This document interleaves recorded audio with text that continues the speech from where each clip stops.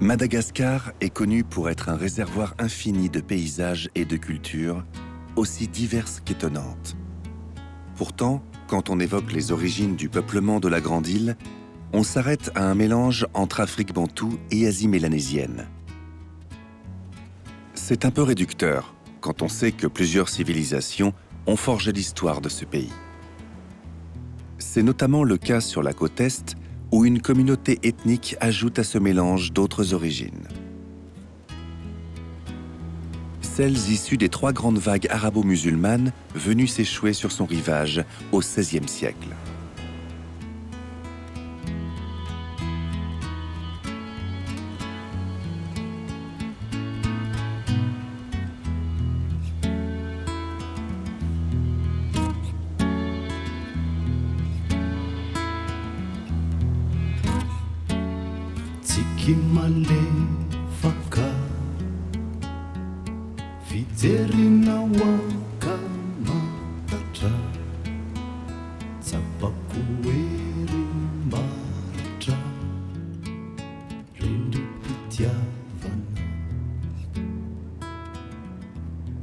Que reste-t-il vraiment de cet héritage arabo-musulman?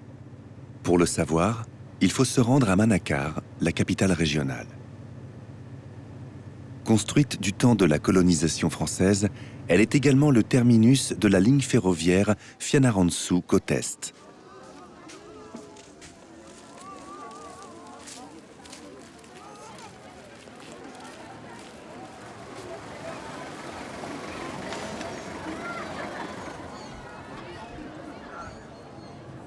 De nos jours, Manakar doit encore son développement à cette fameuse ligne de chemin de fer qui la relie au haut plateau malgache.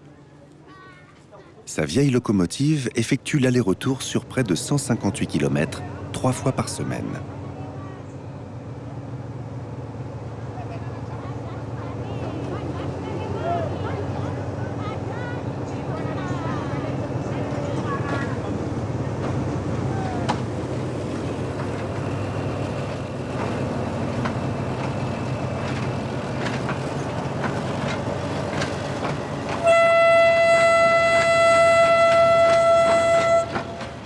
Autrefois, cette métropole était un paradis, racontent les nostalgiques. C'était l'âge d'or des propriétaires de concessions de café. Celui des impressionnantes maisons coloniales qui affichaient la richesse de cette cité prospère.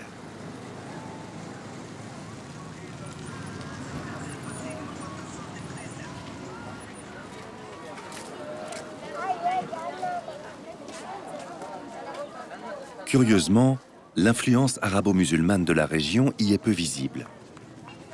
D'abord parce que la ville a été érigée longtemps après l'arrivée des premiers Arabes. Ensuite, parce que du temps de la présence française, il ne faisait certainement pas bon évoquer une religion autre que celle du colonisateur.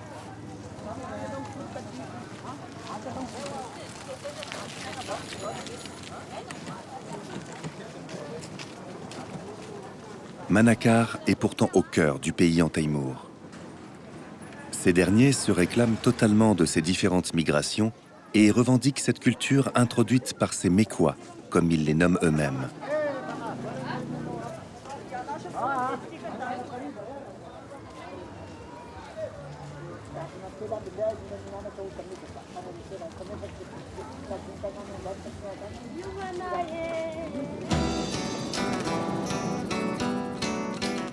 Les Antaïmours, littéralement les gens du rivage, seraient au nombre de 600 000.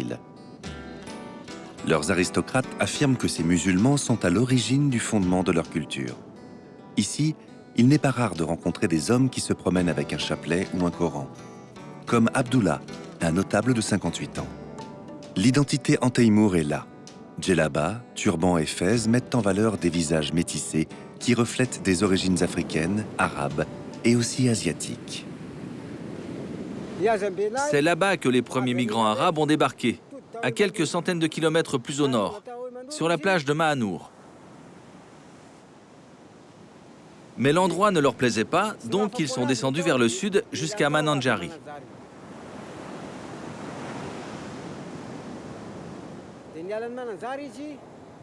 Mais ils n'ont pas aimé ce lieu non plus.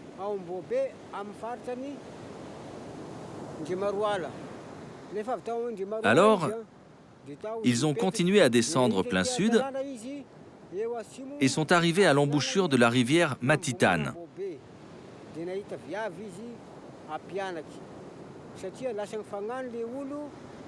La légende veut qu'ils soient arrivés dans un village du nom de Marizazi, après qu'un monstre eut dévoré toute la population,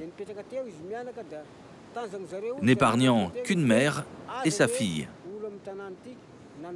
Un des Arabes épousa la jeune fille et vint s'installer dans le village d'Ivat.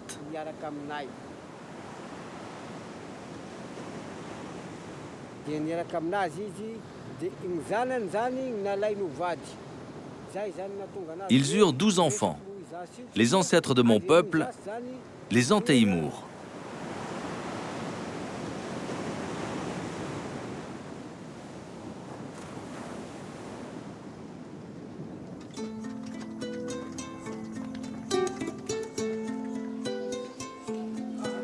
Un manuscrit arabo-malgache conservé à la Bibliothèque nationale de France atteste l'ancienneté de l'arrivée des premiers Arabes à Madagascar. Il remonte au début du XVIe siècle. Dans ses écrits, on peut lire « Un boutre venu d'Arabie composé uniquement d'hommes fit naufrage sur la côte sud-est de la Grande Île. Les habitants de la fertile vallée de la Matitane accueillirent avec hospitalité l'équipage en détresse. Les Arabes, ne pouvant regagner leur pays, se fixèrent chez les Antéimours où ils firent souche. »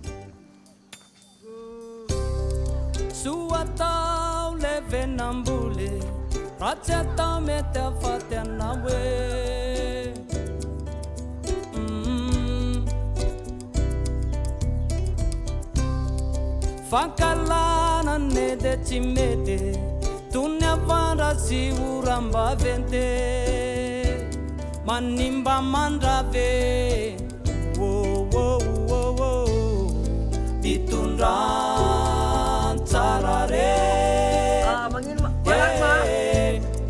bizaran tarare, bitundran tarare, bizaran. Les habitants du district de Voipen, sur les bords de la rivière Matitane, sont les descendants directs de ces navigateurs venus du Moyen-Orient.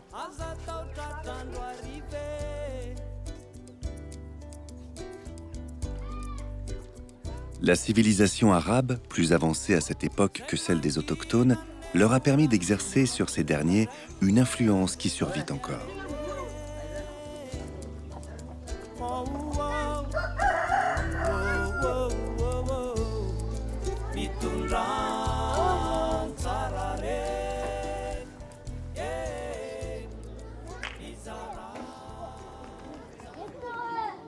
Les Antéimours sont renommés dans l'histoire pour leur écriture, leur connaissance en astrologie, mais aussi pour leur talent de médiateur qui fit ses preuves lors de conflits entre certains peuples du sud de Madagascar.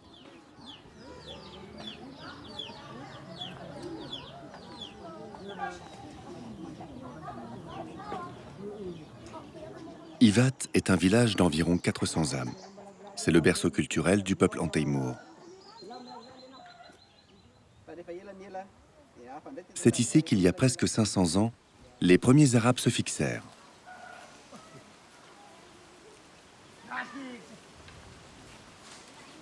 Il fut incendié par les Français au milieu du XXe siècle, puis reconstruit peu avant la décolonisation.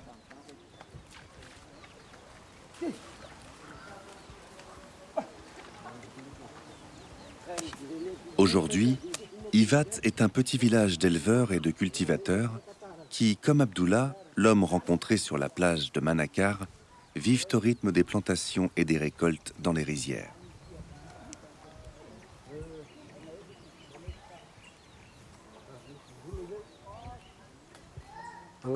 Je m'appelle Abdullah Arsène et j'ai 58 ans. Je suis né à Lokembi, un village à l'ouest de Manakar.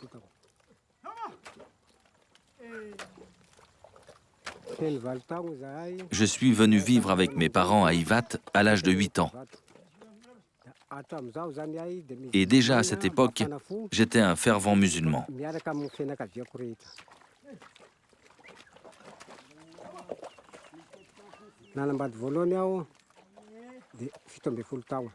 À 17 ans, je me suis marié une première fois. J'ai suivi ma femme qui était catholique et je suis retourné à Lokembi. J'y suis resté 8 longues années. Il n'y avait pas de mosquée dans ce village. Donc j'y ai perdu un peu ma foi.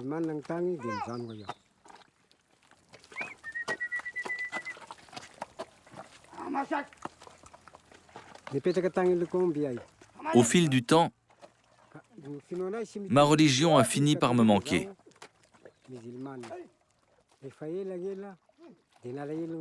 J'étais en conflit permanent avec mon épouse de l'époque à propos de nos croyances religieuses respectives.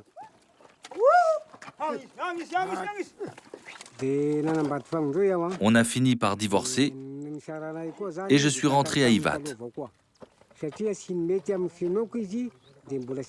Un peu plus tard, je me suis à nouveau marié.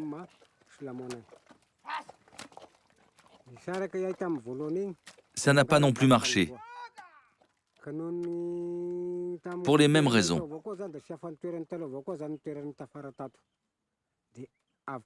Elle était également catholique et on essayait de se convertir mutuellement.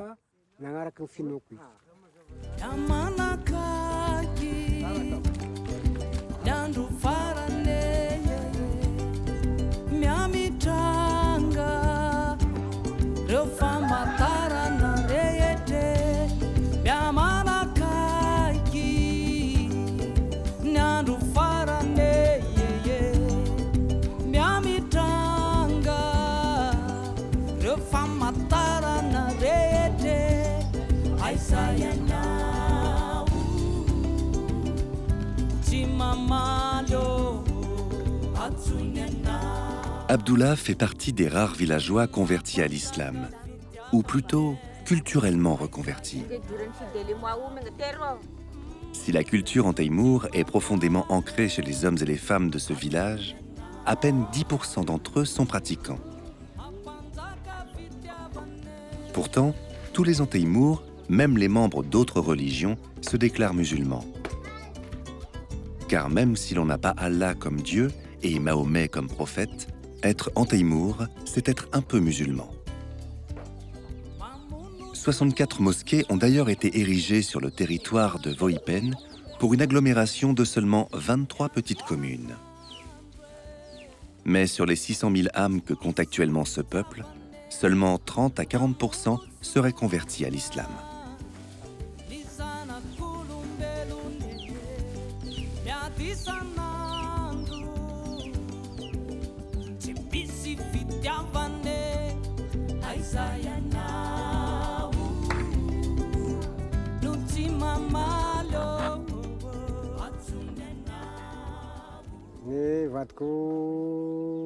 J'ai enfin épousé une autre femme. Elle aussi était catholique, mais elle a accepté, par amour pour moi, d'abandonner sa religion, sans pour autant, à cette époque, se convertir à la mienne. Nous avons placé les animaux sacrifiés au nom des choses sacrées de Dieu. Il y a là un bien pour vous. Invoquez le nom de Dieu sur ces animaux prêts à être égorgés. Ainsi débute un des versets du Coran. Et c'est pour cette raison qu'Abdullah prie en tuant ce poulet qui sera par la suite cuisiné par son épouse. Je m'appelle Honorine. J'ai 50 ans et je suis l'épouse d'Abdullah. Quand je l'ai rencontré, je sortais d'un divorce.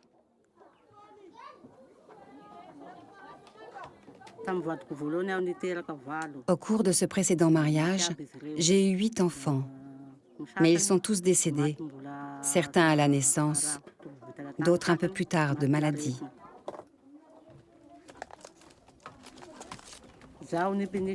J'étais habitée par une puissance diabolique.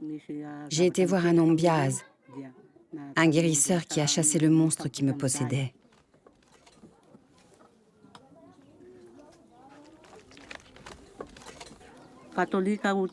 Puis, j'ai rencontré Abdullah. J'ai tout de suite renoncé à ma religion, le catholicisme, parce que je pense qu'avoir une religion différente de celle de son mari, ça ne peut pas marcher.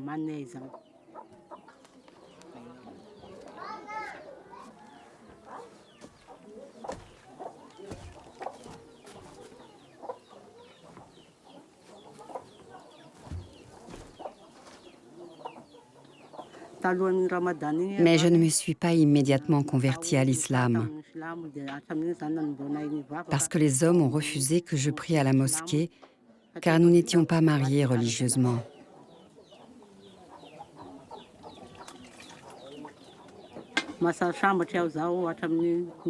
Tout a changé depuis un an, car nous nous sommes enfin mariés religieusement. Et ce mariage a officialisé ma conversion à l'islam. Depuis, je peux prier à la mosquée.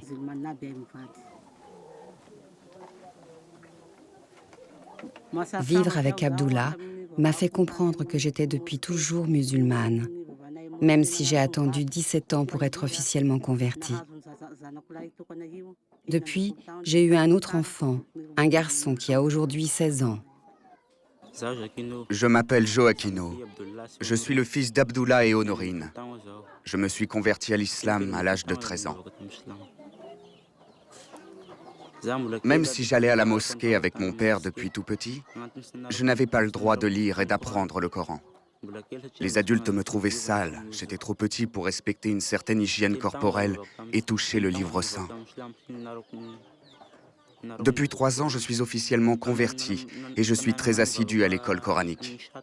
D'abord parce que je souhaite devenir imam, mais aussi parce que dès que j'ai commencé à prier, j'ai vu des éclairs qui me laissent penser, qui me persuadent même que je suis sur la bonne voie.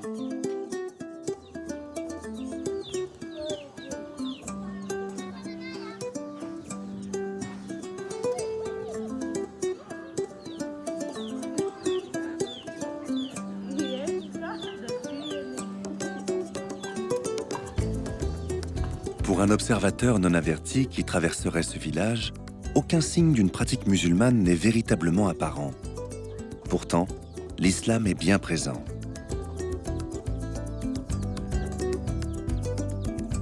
Certains après-midi, lorsque la chaleur est écrasante, on entend des sourates du Coran s'échapper des maisons.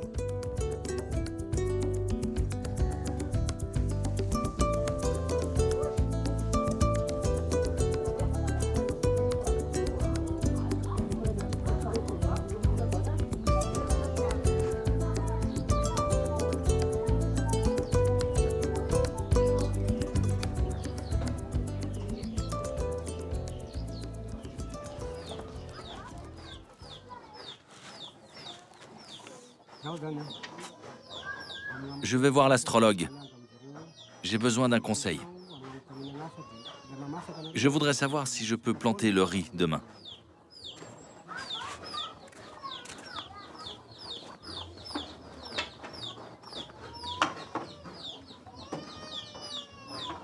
Abdullah, comme tous les Anteimours, va régulièrement consulter l'astrologue.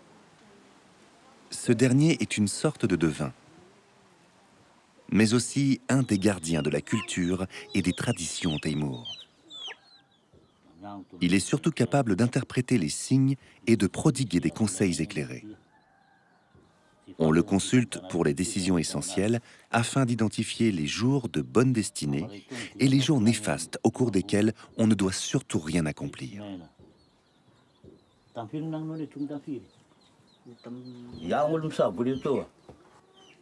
Je m'appelle Ramaro et j'ai 62 ans. Je suis l'astrologue et le guérisseur de tous les villages environnants.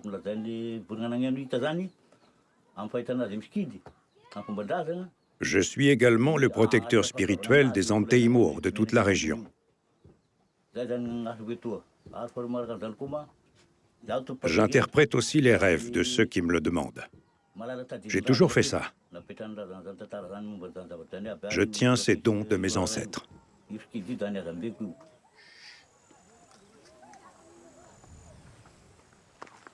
Selon la tradition d'astrologie héritée des Arabes, chaque individu naît avec un destin favorable ou défavorable, appelé Vintan, un destin que seul Dieu peut changer.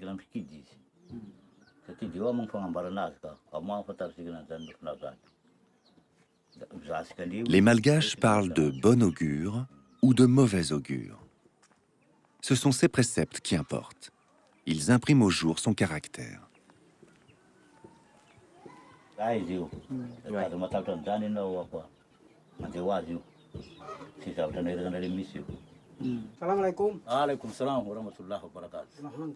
Si la destinée est bonne, le jour où elle survient doit être bon et heureux.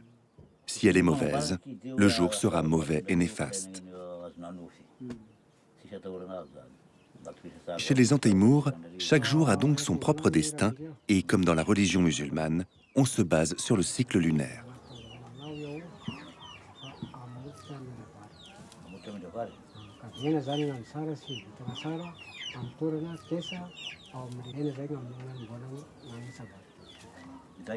Ces destinées sont au nombre de 29, ce qui correspond au nombre de jours entre chaque lunaison. Quand les Arabes ont débarqué sur nos côtes, ils sont venus avec leur Coran. Mais au fil du temps, ces livres saints se sont abîmés et ont été détruits. Il a fallu que l'on fabrique du papier pour réécrire ces textes, que nous appelons sorabé. On a alors créé le papier Antaïmour. Au XVIe siècle, les Arabes maîtrisent depuis longtemps les procédés de fabrication du papier. Ceux qui échouent sur ces côtes cherchent alors une plante susceptible d'être utilisée à cet effet.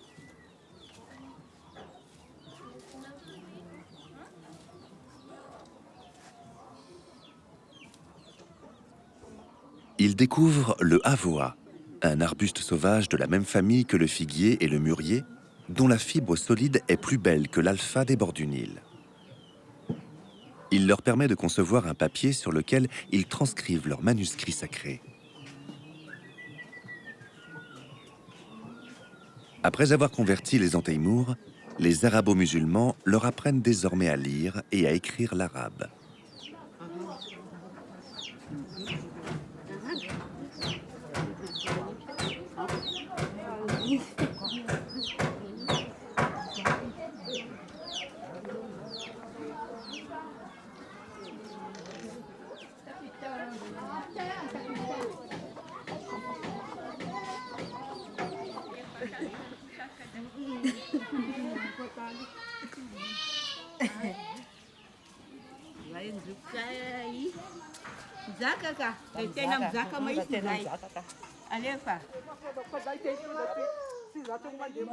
L'astrologue a dû confirmer à Abdullah que c'était un jour de bonne destinée. En effet, tôt ce matin, Honorine, accompagnée de l'épouse de l'imam et de Georgette, la doyenne du village, se rend au champ fraîchement labouré pour y repiquer le riz.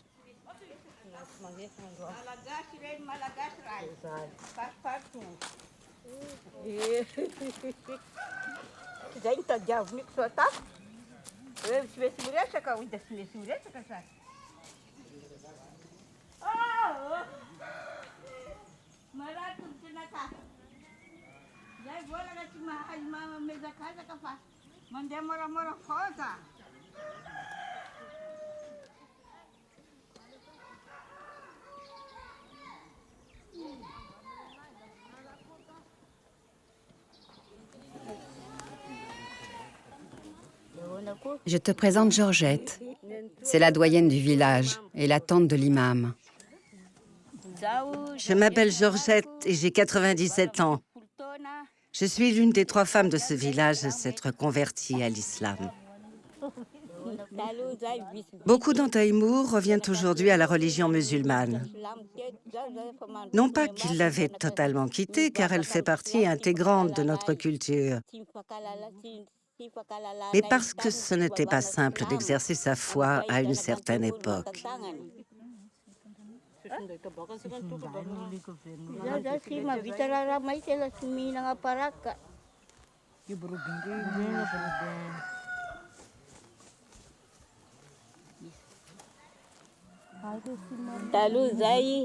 Je me souviens que petite, j'allais prier dans des grottes à l'intérieur des terres, car mon père, pour ne pas devenir cuisinier pour le colonisateur français, avait fui à l'ouest de Manakar. Après la décolonisation et pendant la Première République, les Antaïmours continuaient à prier en cachette.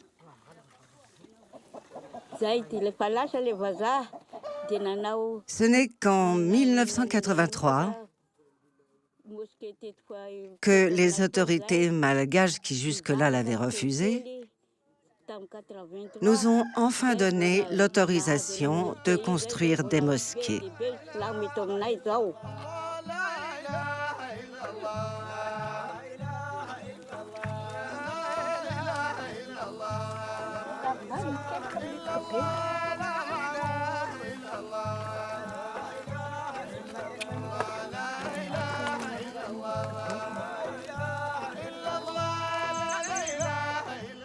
Et des mosquées, les Antaïmours ne se sont pas privés d'en construire.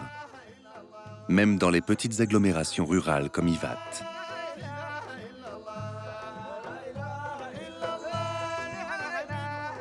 Certes, elle ne paie pas de mine, et elle est moins ostentatoire que l'église qui trône sur les hauteurs du village. Mais elle a le mérite d'exister, et c'est un lieu important pour les fidèles. Même s'ils la délaissent lors des grandes prières du vendredi, ils sont fiers de leur lieu de culte.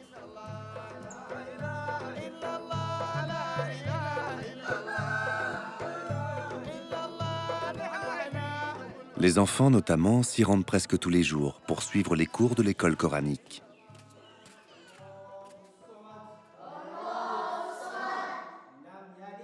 C'est oralement que Mahomet communiquait à ses disciples la parole de Dieu.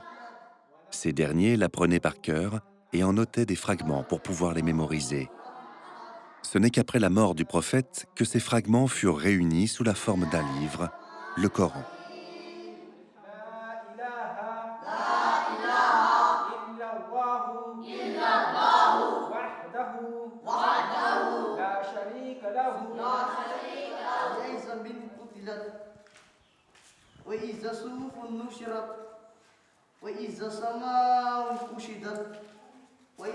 D'où l'importance de l'école coranique. Un bon musulman doit apprendre à lire, à écrire, à réciter le livre saint. Et ce, en arabe, ce qui est loin d'être simple pour ces enfants qui, pour beaucoup, débutent à peine leur scolarité. Je m'appelle Sitraka et j'ai 14 ans. Ça fait maintenant 3 ans que je me suis convertie à l'islam. C'est un de mes cousins qui était à l'école avec moi qui m'a incité à le faire.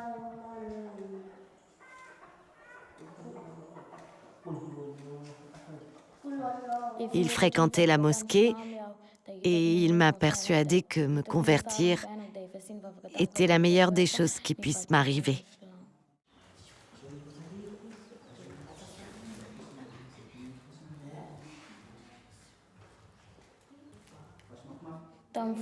Alors je l'ai écouté et je me suis rendue 4 fois à la mosquée avant de réaliser que la religion musulmane me convenait plus que le catholicisme.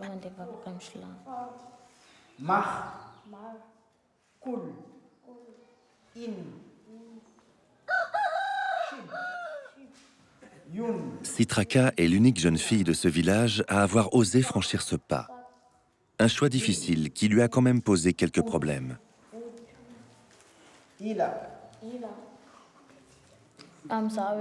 Mes parents s'y sont opposés. Ils m'ont même battue pour m'empêcher de me convertir. Difficile effectivement pour ces jeunes convertis de rivaliser avec le catholicisme très implanté dans ce village. Il suffit de voir l'engouement et la masse de fidèles se rendre à l'office dominical pour le réaliser.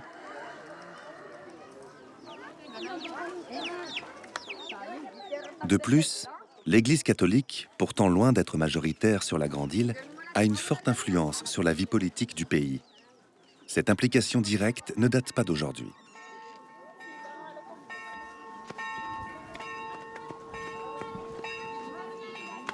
Déjà pendant la période coloniale, elle était omniprésente.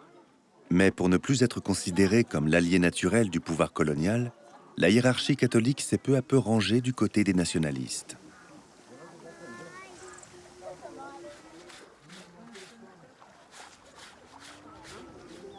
Il s'agissait alors de pérenniser l'Église au-delà des éventuels changements de régime. Aujourd'hui encore, tous les dirigeants malgaches ont l'œil rivé sur la position de l'Église catholique, car elle possède toutes les infrastructures et l'autorité morale nécessaires pour influencer l'opinion publique. Dans ce contexte, il n'est pas simple pour une jeune fille comme Citraka de persuader ses parents que ce nouvel engagement donne du sens à sa vie. Je suis Sandrine, la mère de Citraka. Quand ma fille a voulu se convertir à l'islam, nous étions surpris, mon mari et moi.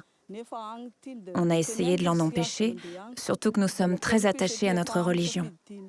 Aujourd'hui, on la laisse faire et on évite surtout d'en discuter à la maison.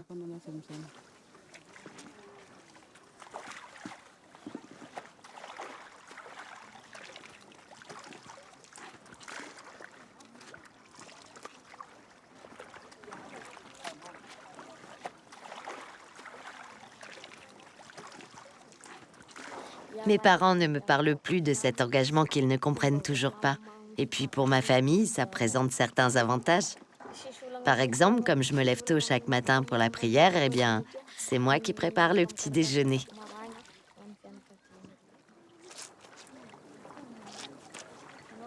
Les prescriptions relatives à la famille et au statut de la femme font partie des règles fondamentales de cette religion. Le Coran leur consacre un certain nombre de versets. Pour le mariage, par exemple, les écrits sont très explicites. L'union des époux est accompagnée d'une dot versée par le mari.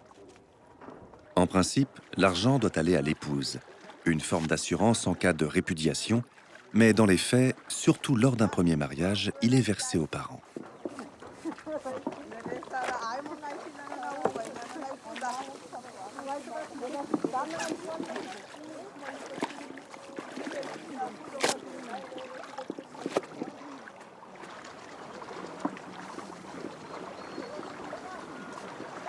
À Madagascar, cette dot ne surprend personne, car elle est facilement assimilée à la coutume qui impose le versement d'une compensation lors d'un mariage dans beaucoup de régions. Ce qui différencie la coutume de la loi coranique, c'est la position du mari qui, dans cette dernière, est confortée par deux privilèges. Il a le droit de prendre plusieurs épouses et il peut les répudier à son gré.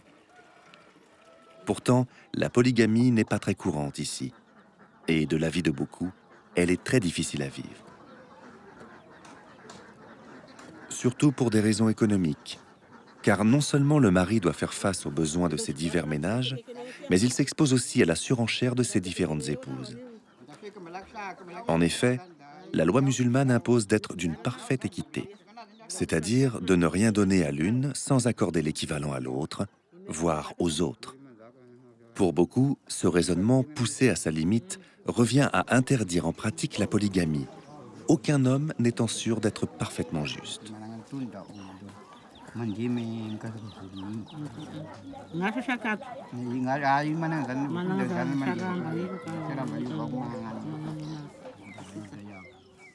Le seul moyen de ne pas violer ce précepte est donc de n'avoir qu'une seule épouse.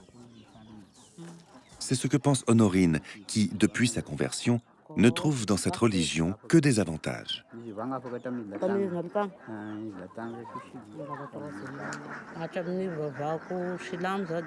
Depuis que je suis convertie à l'islam, Ma situation n'a cessé de s'améliorer. Et puis en pratiquant cette religion, je me suis rapprochée un peu plus de ma culture en Témour. Chez les hommes, j'ai observé une grande ressemblance physique avec mes grands-pères qui portaient eux aussi la barbe. Et puis, j'ai retrouvé une certaine façon de vivre que j'avais connue dans mon enfance.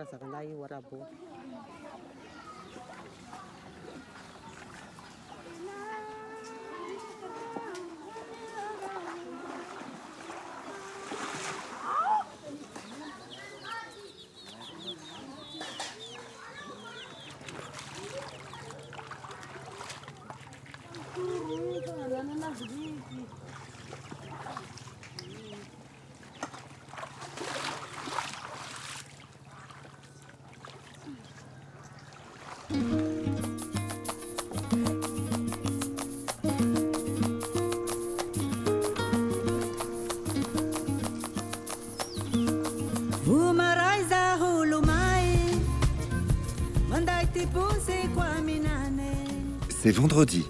On s'active sur les bords de la rivière Matitane. Tôt le matin, les habitants des villages voisins se précipitent vers la grande ville de Voipen et son incontournable marché hebdomadaire. Les musulmans profitent de cet éloignement temporaire pour se rendre dans une mosquée plus grande et participer à la traditionnelle prière du vendredi.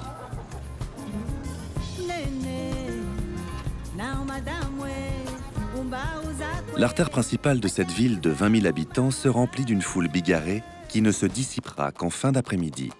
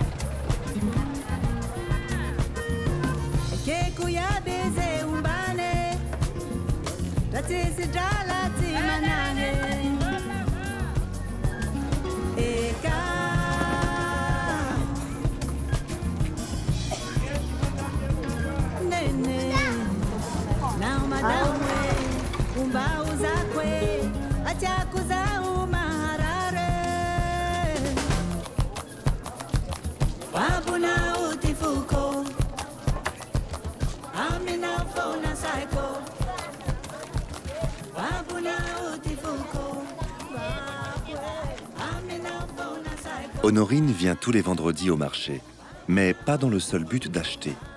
C'est aussi l'occasion pour elle d'arrondir un peu les fins de mois.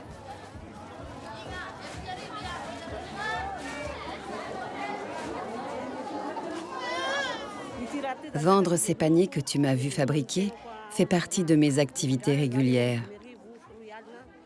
On a très peu de revenus. Abdullah, grâce à la médecine traditionnelle, gagne à peu près 80 000 ariaris, 25 € par mois. La vente de mes paniers nous rapporte environ 25 000 ariaris, 8 € également par mois. Pour manger, on récolte près de 300 kilos de riz par an, ce qui suffit à nourrir la famille. S'il n'y a pas de cyclone, bien sûr, sinon nous sommes obligés d'en acheter. On élève aussi parfois quelques poulets, mais uniquement pour notre consommation personnelle. Il nous arrive de vendre aussi notre riz, quand on ne peut plus acheter de pétrole, de sel, de sucre ou de poisson. Il n'y a pas énormément d'activités en dehors de l'élevage et de l'agriculture. Alors parfois, on est un peu à la limite de ce qu'autorisent les écrits du livre saint.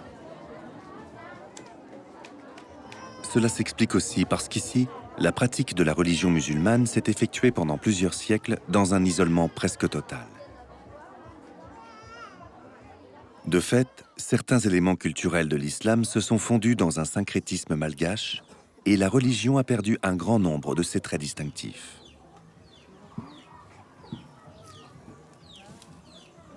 De plus, la noblesse qui possédait cet héritage s'est toujours souciée de le protéger jalousement pour en garder l'exclusivité.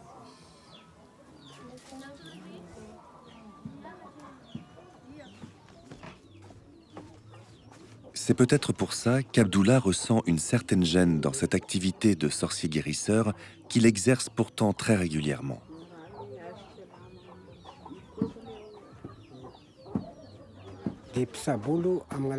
Je suis aussi guérisseur.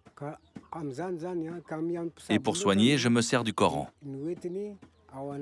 C'est le livre saint qui m'oriente dans le choix des remèdes à donner. Quelle plante, par exemple, je dois utiliser pour soigner un patient? Ce type de pratique est-il compatible avec la vie d'un bon musulman? L'opinion est très divisée, mais on s'accorde en général à accepter le recours aux versets du Coran, comme vient de le faire Abdullah, pour aider à trouver le bon remède.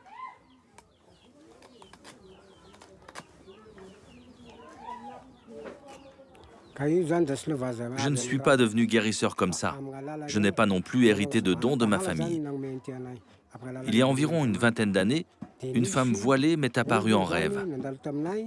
Elle m'a ordonné d'aller dans la forêt. Puis elle a ajouté « Comme ça, tu deviendras guérisseur ». C'est ce que j'ai fait et depuis, beaucoup de gens viennent me voir.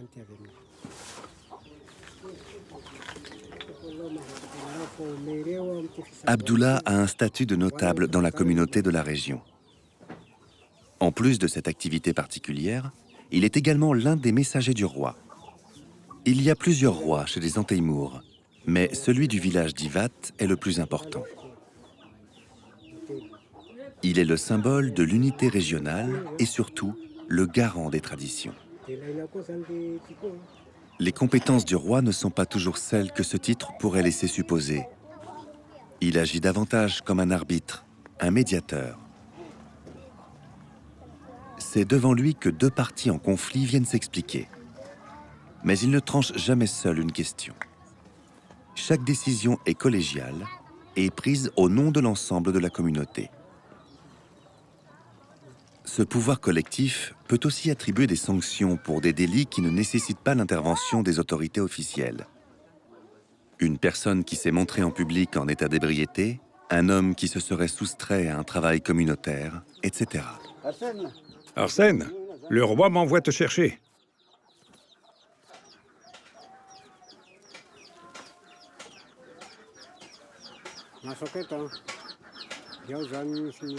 En tant que messager du roi,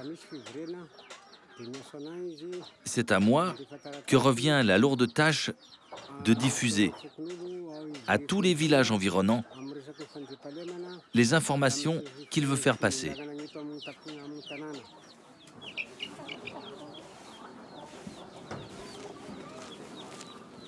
Aujourd'hui, Abdullah est convoqué chez le roi. Un visiteur de la plus haute importance et qui n'était pas prévu est annoncé pour demain. Il faut faire vite et avertir toute la population.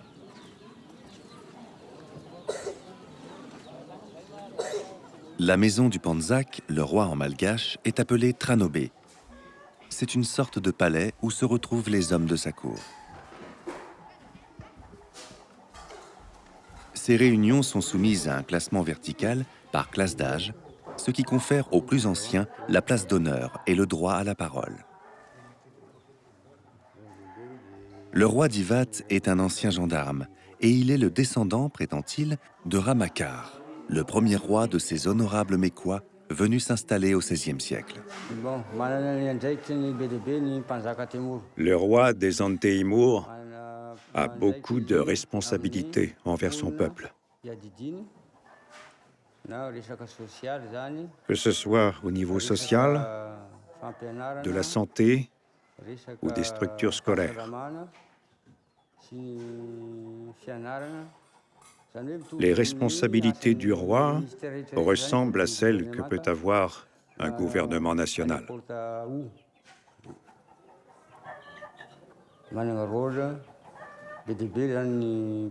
Le roi a également de nombreuses fonctions. Il arbitre les conflits.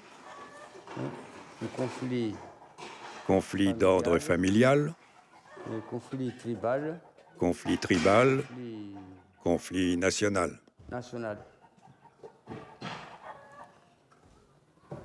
Donc, il a la pleine possibilité de trancher ce que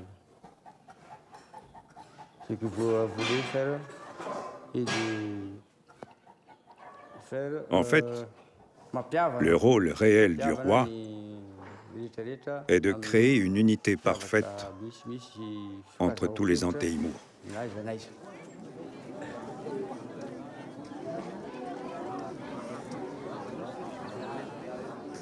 Le lendemain, la ferveur ambiante démontre qu'Abdullah a accompli parfaitement son rôle de messager. À la bonne heure, car l'hôte du jour n'est autre que Heri Radzao Narimapian, le président de la République de Madagascar.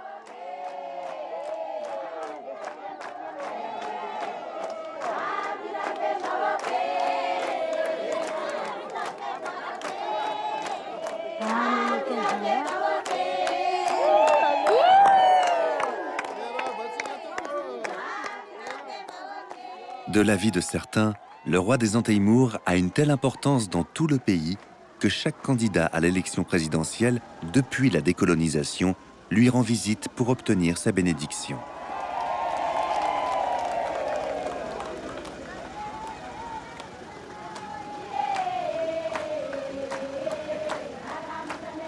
On pourrait penser que ces affirmations relèvent d'exagérations dont sont friands certains habitants de l'île.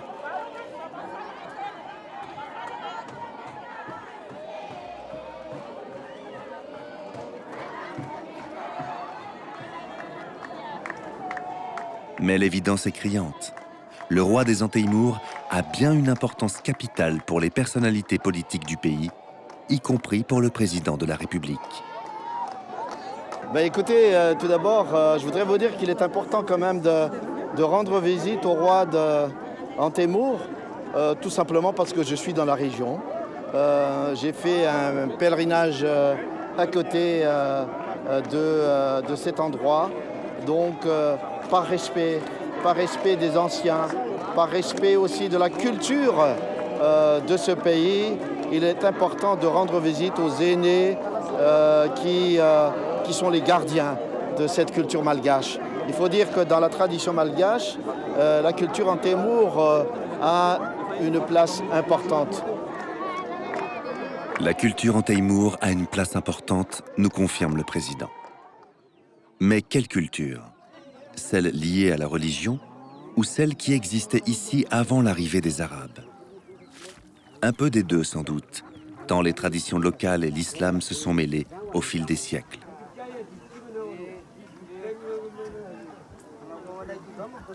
Même si certains, comme Abdullah, sont persuadés que seul l'islam permettra de retrouver certaines bases d'une culture qui, aujourd'hui, s'est un peu perdue.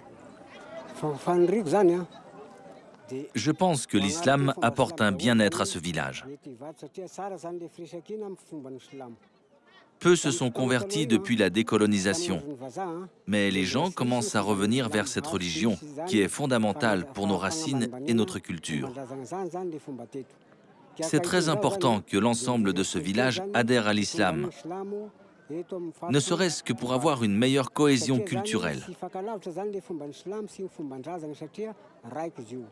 La culture Antéimours est très importante pour nous. Par exemple, certains fads, certains interdits n'étaient plus respectés. Mais aujourd'hui, on y revient petit à petit. J'espère voir réapparaître toutes les valeurs ancestrales de mon peuple ici, dans ce village fondateur qu'est Ivat, et ce, avant ma mort. Cette base culturelle est toujours bien vivante. Aujourd'hui encore, et dans toute l'île, les Antéimours ont la réputation de posséder des pouvoirs hors du commun.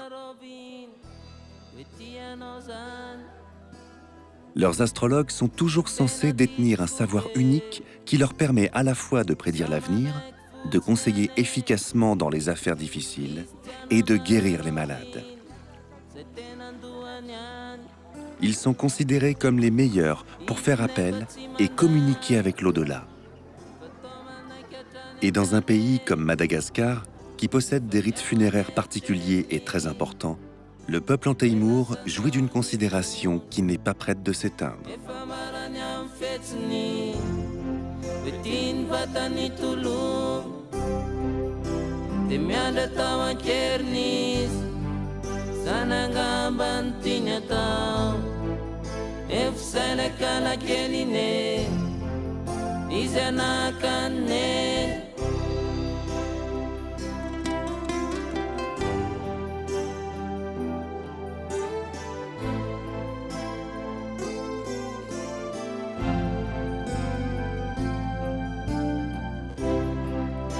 izy tianambara roviny hoe tianao zany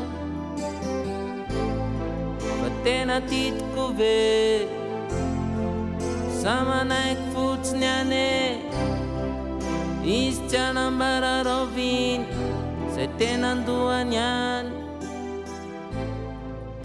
izy nefa tsy manda fa tao manaiky hatrany hatrany